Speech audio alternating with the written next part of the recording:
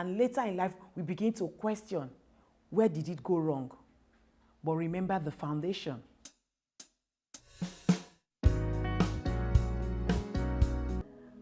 Wow, this is Tender Thoughts Connect, and I'm specially welcome you to this channel. My name is Fumilayo Azoro Ekize, and on this channel I share my views, my thoughts, and certain facts on matters that relate to children. The purpose is to ensure that we have healthy children who can become successful adults in the society. Once again, I want to welcome you, and if you wouldn't mind, kindly invite others who you think may benefit from our conversation today.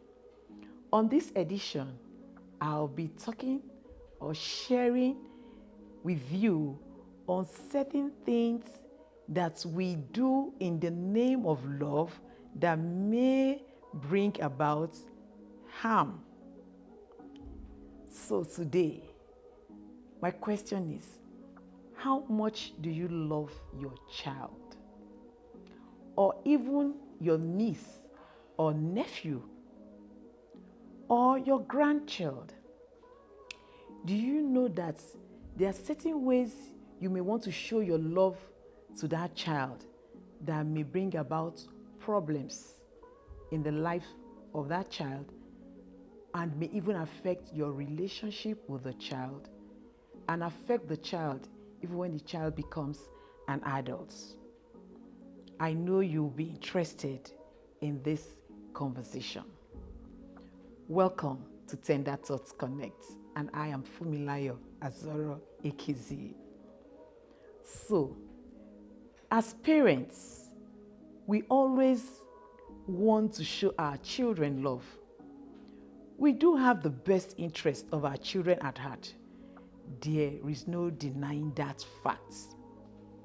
And we all know that no matter the circumstances, we came about having those children as ours. Probably the pregnancy was not planned for, or we have waited so long for that child to come around. We always want to show love to our children. And sometimes this excess love we exhibit to our children may tend to become harmful. So, listen to me as I mention some ways parents show excess love to their children and it brings about negative effects. Number one way is what? Being overprotective over your children, all in the name of love. Yes, as a parent, it is imperative that you protect your children, you're safety conscious. But when we become overly protective, when we begin to act as hawk, you know the bird hawk? We begin to act as an hawk over our children. We kind of deny them the opportunity to have certain experiences. We hinder their independence, all in the name of being protective. We don't allow them to express their potentials. You don't want them to go out too often. You don't want them to mingle with others. You deny them opportunities that are meant to harness their potentials, all in the name of love. So now you're beginning to get the picture. You're trying to be lovable, you're trying to protect them, but then you're hindering them from having certain experiences that will mold them into becoming positive individuals. So number one way is being over what? Protective. The next point that I have here is when we neglect their emotional needs. You know how we neglect their emotional needs? We provide them with every other thing they need except their emotional needs. You buy them everything that you can buy, you can afford. We even go to the extent of borrowing or overworking ourselves to ensure that we're able to provide everything. Sometimes we buy them things that they don't even need, all in the name of love. And the one thing that they need, that is essential, just as their physical needs are their emotional needs, we deny them of such. Let me break it down more. As a parent, you have this guilt that, oh, I'm not always there for my child. So in order to cover for my absence, you get them toys, even the ones they need, the ones they don't need. You fill their wardrobe with beautiful clothes because you want to make up for that time. And like I always say, spending time with your children is one way of showing love. So that means when you don't spend time with them, then you're not showing love to them. So, no matter what, we should be able to attend to their emotional needs, watch them grow, play with them, attend occasions in schools that has to do with them. So we need to meet their emotional needs just as we also meet their physical needs. One other way we show excess love to these children that may lead to harm is in the area of feeding. Because you want your child to feel loved, oh, I'm playing my role as a parent, we feed them with junk. Haven't you been told that balanced meals are what we need in life? We are the ones as parents that introduce our children to what we call junk food, and then we find it very difficult to stop them from taking junk food. You see a child of about 5 years looking like a 15-year-old child. Many children have become gluttons because while raising them, we fail to draw a line in what they can take in as food. We overfeed them. It's not about the quantity when it comes to food. It's about what? Quality. So, your child must not eat everything that is being displayed, all in the name of love. I don't want the child to feel I'm not providing enough. I don't want to deny my child what the child wants to eat. As a parent, you must be able to let your child know that this food is the best for you. This is the reason why you need certain foods, and this is the reason why you can't take this food. I've come to meet with children who cannot stay a day without taking certain foods that they don't even need. When a child just cries, you provide the child with such snacks. So it's very important that we take note of this particular feeding. The kind of food we feed our children with matters a lot. Matters a lot. Yes, it does.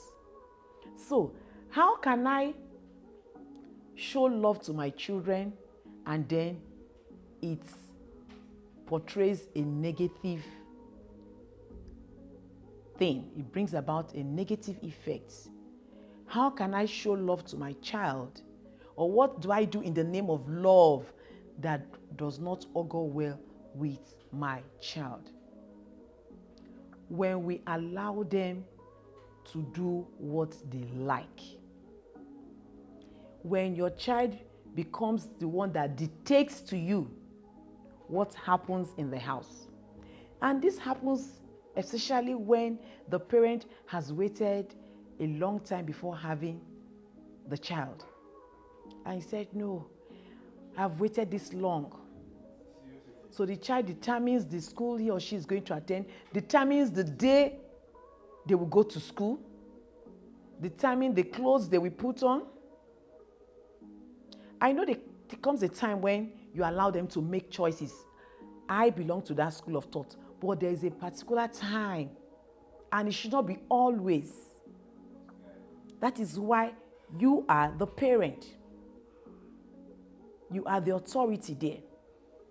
In as much as I don't encourage you controlling the life of your child, but at the same time, you must play your role as a parent. When you say be active, because it is a place of love. So the child has to decide what happens in their lives. It can become a problem in the future. And remember, the formative years of the child is very important. That is when the habits they have becomes their values. And later in life, we begin to question, where did it go wrong? But remember the foundation.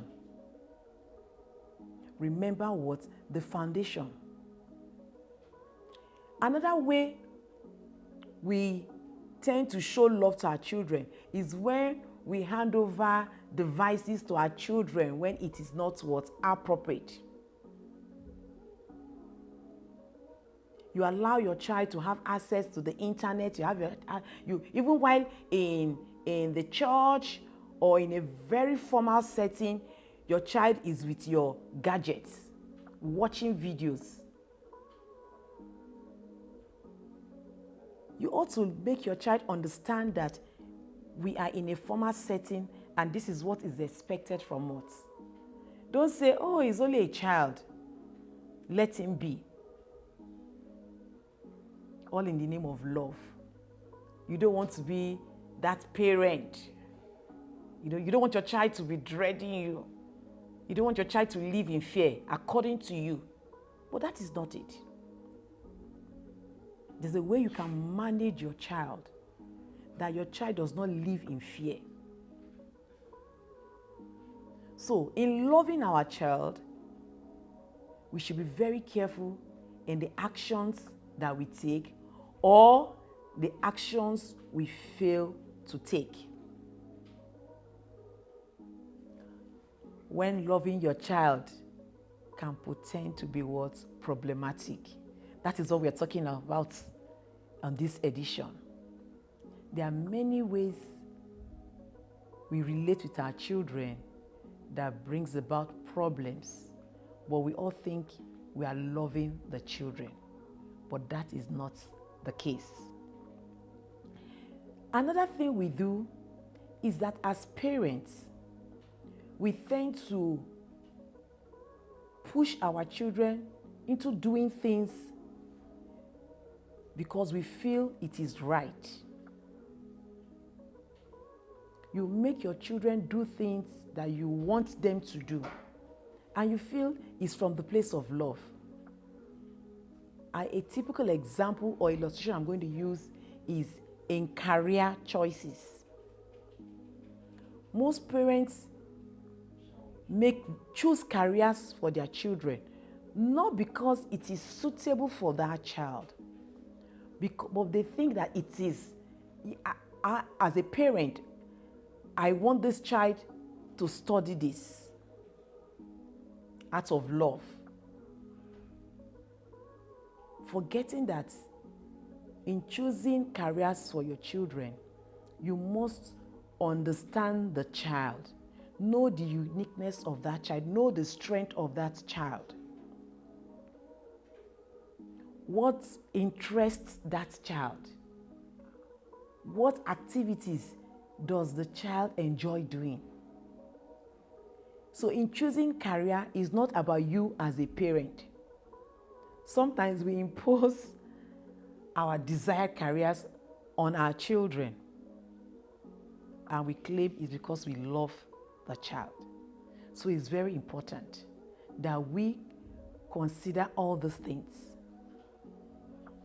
I've mentioned feeding, I've talked about being protective.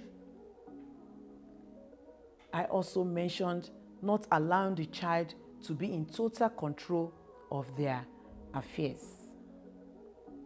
There are other ways that we claim we love our children and we do certain things that affect them. When we don't carry them along in the things we do as family, as a family, you tend to hide certain things away from them. Oh, if my child gets to hear about it, he's not going to be happy. If my child gets... Not at all. There are some things you need to let the child even know. If the child is going to be sober, if the child is going to be emotionally down, it's just going to be for a while. There are certain things you let the child know as early as what possible. A very good example is when we are having family issues. Find the best time to let the child know. Sometimes when you keep these things away from the children, they get to know from another source. And it's important they get this information from you as a parent, not from outsiders. And this may inadvertently hurt them. So in as much as we're trying to manage information, but you as a parent, you know that this child needs to hear about this from you, not from somebody else. So these are some of the ways that we tend to love our children, and then we don't know that it's actually going to hurt them, either in the now or later as they grow up. So, in loving your child, consider your actions. What I am doing, how is it going to affect my child? How is it going to affect my child's future? Is it the proper way to go about it? In raising children, sometimes we need to take some stringent measures that may just temporarily, in quotes, hurt, might make the child uncomfortable. That's a better word. May make the child uncomfortable at that time. But later on, the child will get to know that it was even good that he or she experienced that. Another example is the way we discipline our children. Some parents feel, oh, I don't want to discipline the child. Just let the child be. But how are you going to let the child know that the wrongdoings do have consequences? Do check out my video on how to discipline a child, where I talked about discipline not being punishment. When a child does something wrong, it is important that we bring it to the child's notice. Let the child know that what he or she has done is wrong, and there should be a consequence. So when you don't discipline your child, discipline does not have to be flogging the child. There are different measures of discipline. But let the child always know that what they do has consequences. But when you want to sweep it under the carpet, you don't reprimand them, you don't scold them, you don't let them know that what they're doing is wrong, all in the name of love. There's danger, because what you don't correct at home, the child will get to be corrected outside. Or like my people will say, the child will learn the hard way. So it's very important. Another way we show love to our children that may cause harm to them unknowingly to us is when, in the area of sacrifice as a parent, you want to do all you can to please your child at the detriment of your own well-being. You understand? Oh, I'm living for my child. You don't have the time to take care of yourself. Remember, number one, these children are going to grow up and they'll definitely leave the home. So there's need for you in showing love to them, in providing for them, in doing everything, taking care of them, that you should also attend to your own needs. You know why? When you sacrifice your well-being for the children, neglecting your own well-being, then burnout occurs. You may even fall sick, and then you may not be able to raise your children. Very important. Very important. So we must be able to manage our lifestyle. Don't build your life around the children in the name of what? Love. Take out time to take care of yourself as well, so that you can be a better parent to your children, so that you'll be there for them. So on this note, I will draw a curtain. I want to believe that this episode has added value to you in the aspect of raising your child. Love your child, but in loving your child, do the needful. Do what is right for that child, so that you may be at peace with yourself, and the society will also be at peace. God bless you. Be inspired.